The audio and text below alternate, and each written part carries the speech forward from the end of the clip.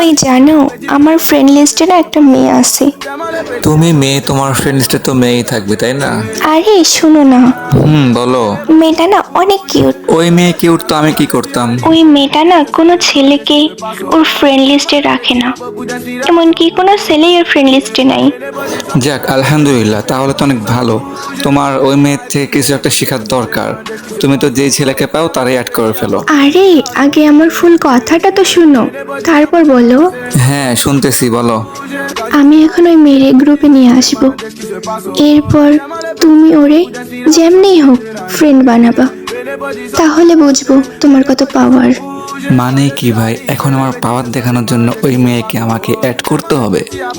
ঠিক আছে, যেহেতু তুমি আমার বউ হওয়া শর্তে তুমি আমার পাওয়ার দেখতে চাইছো, আর তোমার আমি দেখাবো না তা কি হয় নাকি? তো ঠিক আছে, তুমি ডাকো তোমার সেই ফ্রেন্ডকে। আমিও তো দেখতে চাই তোমার সেই লয়াল ফ্রেন্ডটাকে।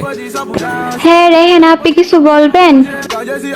না, আপনার রেহান আপনি কিছু বলবে না, আমি কিছু বলতেছি শুনেন। হ্যাঁ ভাইয়া বলেন।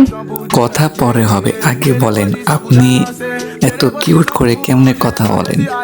একটা মেয়ে এত কিউট করে কথা বলতে পারে, আমি তাকে জানতাম না। থ্যাঙ্কস ভাইয়া, আসলে এটা সবাই বলে আমার ভয়েসটা নাকি কিউট, বাট আমার কাছে তো তেমন একটা ভালো লাগে না। আরে না, কি বলেন, অনেক কিউট। থ্যাঙ্কস ভাইয়া।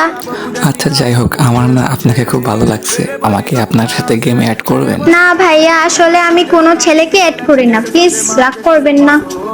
না ঠিক আছে, রাগ করা কিছুই নাই। আমাদের ভয়েস তো আর আপনাদের মতো কিউট না, প্লাস ভাবছিলাম একটা ছোট বোন পাবো, ছোট বোনের মতো আপনাকে দেখে শোনা রাখবো, বাট আপনি যেভাবে রিজেক্ট করে দেবেন মুখের উপর ভাবতে পারি না। আচ্ছা ঠিক আছে আপু, সমস্যা নেই, ভালো থাকবেন। আরে ভাইটা আমার রাগ করেন না। আচ্ছা আমি অ্যাড পাঠাই দিছি, দেখেন। থ্যাংক ইউ আপি। লুচ্ছা বেটা, তুই তাহলে মেয়েদের সাথে এমনি কথা বলে পাঠাস না? তোরে আমি কত ভালো ভাবতাম, আর তুই এমন কি ভাবতেছিস? এমনি ওই মেয়ের ফ্রেন্ড বানাতে বলছি, আমি ওই মেয়েরে না তোরে পরীক্ষা করলাম।